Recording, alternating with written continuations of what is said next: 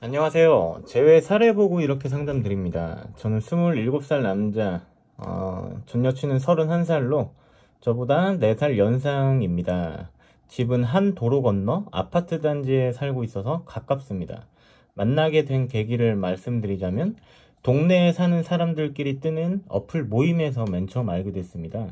여자친구가 절 보자마자 마음에 들어해서 같이 어플을 탈퇴하고 만나고 싶다는 어필을 했었지만 전 맨 처음에 여자친구가 그렇게 마음에 들지는 않아서 어플을 계속 했었는데 동네에서 같이 놀고 전 여친을 만나는 날이 많아지다 보니 어플을 저도 탈퇴하고 이 여자와 연애를 하게 됐습니다.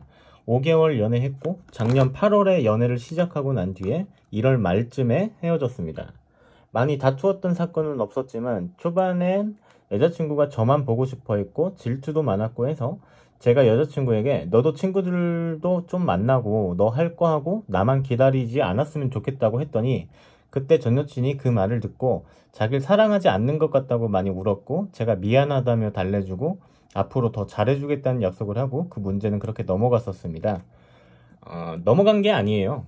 여자친구 반응 때문에 이랬다가 저랬다가 하는 행동은 결국엔 상대방에게 나쁜 학습을 주입시키는 꼴이 될 거고 여러분의 행동 자체에 대한 신뢰감에 문제가 생기게 될 거기 때문에 장기적으로 바라보면 문제가 될 수밖에 없는 행동이 될 겁니다. 뭔가 이성적으로는 따뜻하고 애틋하게 사랑하는 것처럼 보일지는 몰라도 현실은 되게 달라요. 이런 줏대없는 모습들은 장기적으로 여러분에 대한 신뢰감을 잃기에 딱 좋은 행동들입니다. 결국엔 장기적으로 상대방뿐만 아니라 여러분 스스로도 여러분 연애에 대한 만족도도 떨어질 거고 본인 스스로도 행복하지 않을 거예요. 딱 이 사건만 이렇게 행동했겠어요? 안 봐도 어떻게 행동했을지 비디오잖아. 일단 사연 더 읽어보고 얘기하도록 하죠. 그리고 나서 제가 바쁜 날에도 여자친구와 가볍게 산책이라도 하고 싶어서 만났고 제가 노력해주는 모습에 전 여친이 많이 감동받았다고 했었습니다. 그러다 전 여친이 예전에 알고 지내던 A라는 남자 동생이 있었는데 저랑 같이 셋이서 본 적이 있었습니다. A라는 애는요, 전 여친의 집과 30분 정도 떨어져 있는 거리에 이사를 새로 왔고요. 마침 전 여친과 연락이 닿아서 저를 소개시켜준다고 하고 봤던 상황이었습니다. 그 후로 전 여친은 저보다 A라는 남자 동생을 많이 만났어요. 그때부터 제가 보상 심리가 생기게 된 것 같습니다. A 동생 얘기를 할 때마다 제가 기분 안 좋은 티를 냈고 요즘 제가 1순위가 아니게 된 것 같아 섭섭하다고 얘기했더니 전 여친은 자기가 저를 사랑하는데 왜 의심하냐고, 너는 여사친도 많지만 난 남사친이라곤 얘밖에 없다고 울었고, 그럼 서로 더 노력해보자고 다시 얘기가 되었습니다. 전 여친이 원래 많이 우는 사람이 아닌데 저를 사랑하다 보니 섭섭한 얘기를 제가 하게 되면 울게 된다고 얘기를 하더라고요. 사랑하다 보니까 섭섭한 얘기를 하게 되면 우는 게 아니에요. 그거는 합리화고요. 우리 내담자님이 이 여자가 울 때 어떻게 반응을 하세요? 그냥 쉽게 풀면은 울면 다 해결해 주니까 우는 거예요. 울기만 했다 하면 어떻게 해야 할지 몰라서 막 쩔쩔매고 이랬다가 저랬다가 이러고 있으니까 얼마나 다루기가 쉽겠어요. 전형적인 매력 없는 착한 남자죠. 그러니까 착한 게 착한 게 아니야. 그냥 줏대 없는 거지. 그렇게 그 일이 끝나고서도 전 여친은 제 눈치를 보면서 A 동생과 연락을 했고 저는 그 모습에 신뢰가 무너졌다며 서로 상처되는 행동하지 말고 헤어지자고 얘기했습니다. 전 여친은 요즘 제 분위기도 그렇고 그럴 것 같았다며 이별을 수용하는 분위기였습니다. 그런데 그날 저녁에 전 여친이 갑자기 울면서 제가 없으면 안 되겠다고 A 동생과 연락을 끊겠다고 연락이 왔었고 전 다시 받아들였습니다. 이거 봐, 울면 뭐 다 용서해줘. 얼마나 이 신뢰감 없는 관계입니까? 그 뒤로 제가 전 여친에게 더욱 신경 써줬고 전 여친도 고마워했었습니다. 그리고 일주일 정도 뒤에 전 여친 집에서 넷플로 영화를 보고 싶어서 전 여친 집에 연락하지 않고 집 앞에서 전화를 걸었는데 전 여친이 준비 좀 하게 미리 연락 좀 해주지 그랬냐며 한숨을 쉬길래 그 한숨에 제가 서운해져서 보고 싶어서 그랬는데 그게 한숨 쉴 일이냐고 하니 전 여친이 짜증 섞인 목소리로 나도 할 일이 있는데 그냥 다짜고짜 오면 어떡하냐고 얘기를 하더라고요. 전과 정말 다른 말투였습니다. 여자친구도 이쁘게 보이고 싶을 텐데 뭐 화장도 해야 될 거고 준비도 해야 될 거 아니야. 이거 너무 미성숙한 거 아닙니까? 여자나 남자나 똑같은 것 같아. 일단 사연은 여기서 끊을게요. 더 읽어봐야 골만 아파. 대충 이런 내용이에요. 저러다 싸우고 헤어졌고 헤어진 지 한 달 만에 A라는 동생하고 이 여자는 다시 연애를 하고 있답니다. 그래서 A라는 동생한테 마음이 있어가지고 나한테 이렇게 대하고 환승한 거 아니냐, 이런 한심한 질문을 하고 있습니다. 이제 A 동생 탓을 하고 있죠.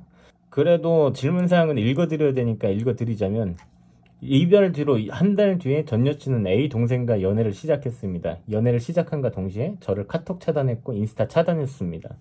저와 헤어질 땐 사연을 보신 대로 저를 아직도 좋아하지만 저와는 미래가 그려지지 않아서 헤어질 수밖에 없다는 말을 하며 헤어졌는데, 말과 달리 A 동생과는 한 달 만에 사귀게 된 이유가 궁금합니다. 라는 질문인데요.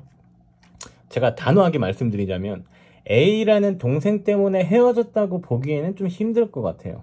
A라는 동생의 존재가 없었어도 헤어졌을 것 같아요.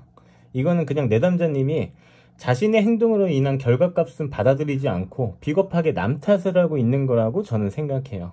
아마 이런 식의 행동들, 이 질문에만 이렇게 써놨을까? 전 여친에게도 많이 했을 거라고 생각해, 나는.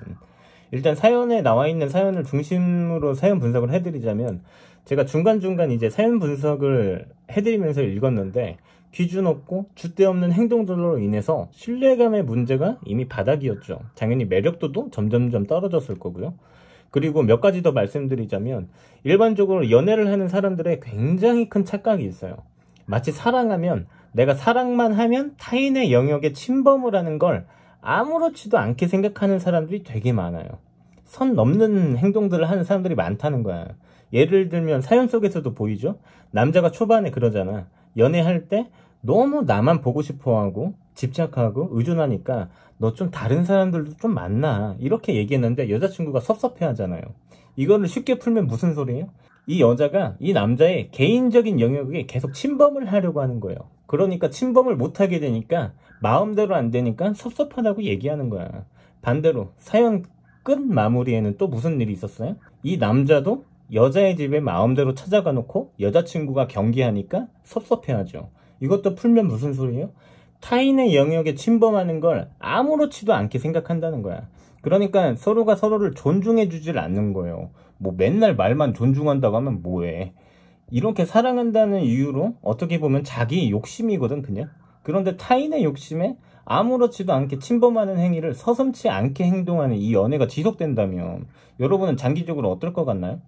사람이라는 건 동물과 굉장히 유사해요. 사람도 동물이기 때문에 그래요.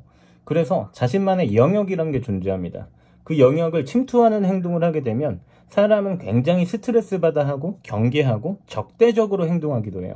그래서 여러분들 제외하시는 분들의 90% 이상이 계속 매달리듯이 장문에 카톡 보내고 편지 보내고 이상한 짓거리 하다가 차단당하고 오잖아요.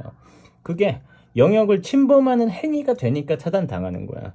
어떤 공간의 영역, 어떤 감정의 영역. 아니, 여러분도 학창시절에 봐봐요. 부모님이 여러분 갖다가 사랑한답시고 여러분 막 일기장 뒤져보고 여러분 휴대폰 뒤져보고 여러분 방 마음대로 왔다 갔다 하면 여러분 기분 좋아요? 어떨 것 같아요? 사람은 다 영역이 있어요. 이거를 사랑한다는 이유로 침범한다는 게 되게 아무렇지도 않게 생각해. 여자친구가 왜 미래가 보이지 않는다고 했겠습니까? 간단해요. 스트레스 받으니까 하는 소리야. 지금 당장에 본인의 행동만 봐도 너무 스트레스 받고 맨날 싸우고 지치는데, 우리가 장기적으로 이 사람과 함께할 사람이라고 생각한다면 어떻게 미래가 보이겠어? 당장 미래가 보이질 않는데. 미래가 보이지 않는다고 얘기를 한다는 건 여러분이 상대방에게 굉장한 의존을 하고 있다는 뜻이 돼요. 그로 인해서 신뢰감이 무너졌다는 뜻인 겁니다. 제가 사연의 내담자님께 좀 하고 싶은 말은 뭐냐면, 항상 우리의 인생은 본인들의 선택으로 만들어져 나가요. 그걸 누구 탓으로 돌리는 행동을 한다고 해서 결과는 바뀌지 않아. A라는 동생에게 마음이 있어서 저 여자의 마음이 식은 게 아니라 애초에 본인의 행동으로 마음이 식어갖고 이미 이 회사가 망할 것 같으니까 A라는 동생의 회사에 새로 입사한 것 뿐이야. 제가 어느 정도 확신은 드리지 못하지만 예측건데 어차피 저 관계도 오래 못 갈 가능성이 90% 이상이라고 생각해요. 재회를 생각 중이면 좀 제가 말한 부분들부터 잘 생각해 보셔야 하지 않을까요? 이거를 이해할 줄 알아야 나중에 전 여친이랑 재접근 성공하고 데이트를 하더라도 깊은 라프 단계를 거치면서 얘기를 할 때 내가 어떠한 이런 철학이 잡혀 있어야 제가 말했던 내용들을 이 전 여친에게도 잘 전달을 할 수 있을 거고 그렇게 행동을 할 수 있을 거 아닙니까? 그래야 전 여친이 본인이 바뀌었다고 생각을 하죠. 한 명이 감정적이고 멘탈 안 좋고 정신 못 차리면 둘 중 하나라도 정상인 상태로 이끌어갈 수 있어야 관계는 유지가 되는 겁니다. 그런데 맨날 둘 다 감정적이고 둘 다 멘탈 안 좋은 소리나 해대고 이러고 있는데 연애가 제대로 유지가 되겠어요? 무슨 미래가 보이겠어요? 안 그렇습니까? 그래서 결국엔 이 사연은 그냥 미성숙한 거예요. 이런 식으로 연애하지 마세요. 자, 이 정도 했으면 제가 충분히 설명해 드린 것 같고 여기서 사연 분석은 종료하도록 하겠습니다. 이상 연애 비타민 시원이었고요. 감사합니다.